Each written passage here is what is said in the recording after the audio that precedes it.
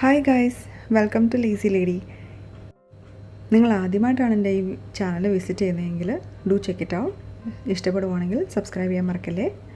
അപ്പോൾ ഇന്ന് ഞാൻ വളരെ ഈസി ആയിട്ടുള്ള ഒരു വീഡിയോ ആയിട്ടാണ് വന്നിരിക്കുന്നത്. നിങ്ങളുടെ കയ്യിൽ മെറ്റൽ കൊണ്ടുള്ള ഹാങ്കേഴ്സ് ഉണ്ടെങ്കിൽ നമുക്കതുകൊണ്ട് വളരെ ഈസി ആയിട്ട് തന്നെ ഒരു മണി പ്ലാന്റിന് ഒരു സപ്പോർട്ട് ഉണ്ടാക്കിയെടുക്കാം.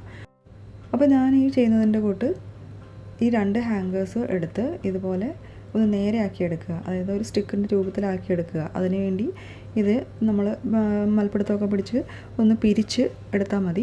അത് നല്ല ഫോമായിട്ട് കിട്ടും. നല്ല ബലം കിട്ടാൻ വേണ്ടിയാണ് ഞാൻ 2 എണ്ണം എടുത്തിരിക്കുന്നത്. അപ്പോൾ ഈ 2 എണ്ണവും കൂടെ ഒന്നിച്ച് വെച്ച് ഒന്ന് പിരിച്ച് ഒറ്റ സ്റ്റിക്കാക്കി മാറ്റുക. ഇവിടെ ഇപ്പോൾ ഞാനത് ഒറ്റ സ്റ്റിക്കാക്കി മാറ്റിയിട്ടുണ്ട്.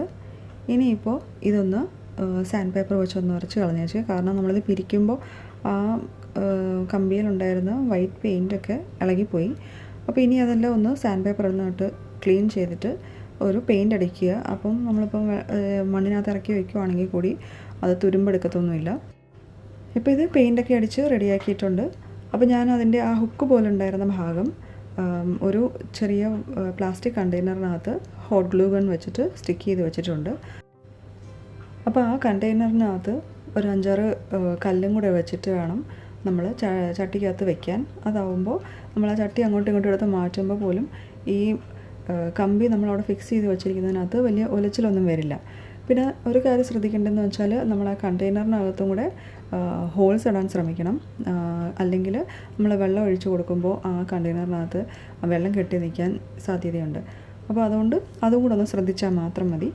ഇനിയിപ്പോൾ ഇതേപോലെ നമ്മൾ കമ്പി ഇറക്കി വെച്ചതിന് ശേഷം മണ്ണിട്ട് ചെടി നട്ടു വെക്കുക. അപ്പം ഈ ചെടി നട്ടു വെച്ചാലും നമ്മളുടെ മോസ് സ്റ്റിക്ക് പോലെ ഇതിനകത്ത് വേര് പിടിക്കാൻ, അതല്ലെങ്കിൽ മേളിലോട്ട് വരുമ്പോൾ അതിൻ്റെ വേര് പിടിക്കാനുള്ള സംവിധാനങ്ങളൊന്നും ഇതിനകത്തില്ല. അപ്പോൾ ഇതിനകത്ത് ഞാൻ എന്താ ചെയ്യുന്നത് വെച്ചാൽ നമ്മൾ അതിനകത്തൊന്ന് കെട്ടി വെച്ച് കൊടുക്കുക. നമ്മളുടെ ചെടി ആ സ്റ്റിക്കിൽ നേരെ നിൽക്കത്തക്കവണ്ണം നമ്മളൊന്ന് സപ്പോർട്ട് ചെയ്ത് കൊടുക്കുക. അപ്പോൾ ഞാനിവിടെ നമ്മളുടെ ചെടിയെ ആ സ്റ്റിക്കിലേക്ക് നേരെ നിർത്താൻ വേണ്ടി കേബിൾ ടൈസ് ആണ് യൂസ് ചെയ്യുന്നത്.